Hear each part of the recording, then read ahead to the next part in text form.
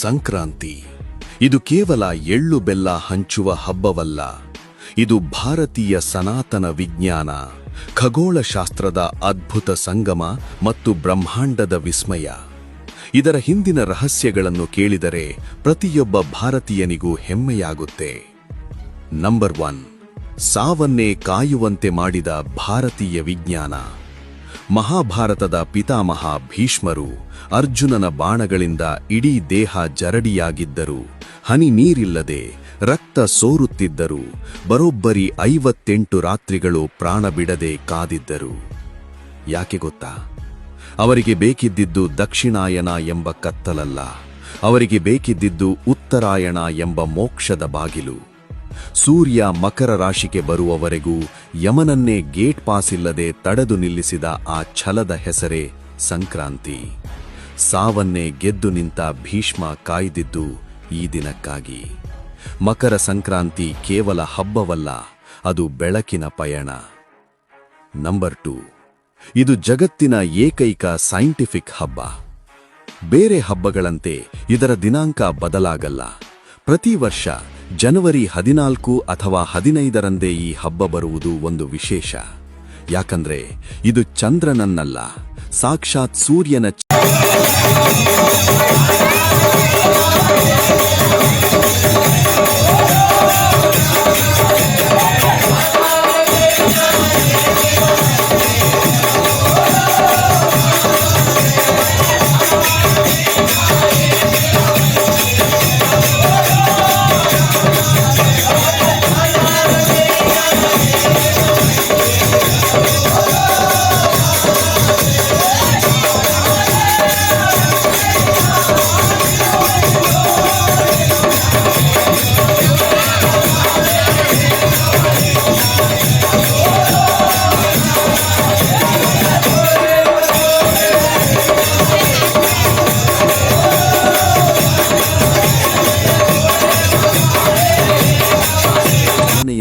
ಆಧರಿಸಿದ ಹಬ್ಬ.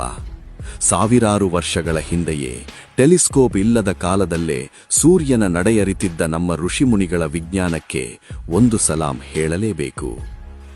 ನಂಬರ್ 3, ಕಾಶ್ಮೀರದಿಂದ ಕನ್ಯಾಕುಮಾರಿವರೆಗೆ ಹೆಸರೇ ಬೇರೆ, ಉಸಿರೊಂದೇ. ಕರ್ನಾಟಕದಲ್ಲಿ ಸಂಕ್ರಾಂತಿ, ತಮಿಳುನಾಡಿನಲ್ಲಿ ಪೊಂಗಲ್, ಪಂಜಾಬ್ನಲ್ಲಿ ಲೋಹರಿ, ಗುಜರಾತ್ನಲ್ಲಿ ಉತ್ತರಾಯಣ್. ಅಷ್ಟೇ ಅಲ್ಲ, ಬಾಹ್ಯಾಕಾಶದಿಂದಲೇ ಕಾಣುವ ಜಗತ್ತಿನ ಏಕೈಕ ಮಾನವ ಸಮೂಹ ಕುಂಭಮೇಳ ನಡೆಯುವುದು ಇದೇ ಸಮಯದಲ್ಲಿ. ಮತ್ತು ಕೋಟ್ಯಾಂತರ ಭಕ್ತರು ಕಾಯುವ ಶಬರಿಮಲೆಯ ಮಕರ ಜ್ಯೋತಿ ದರ್ಶನವಾಗುವುದು ಇದೇ ಪುಣ್ಯಕಾಲದಲ್ಲಿ.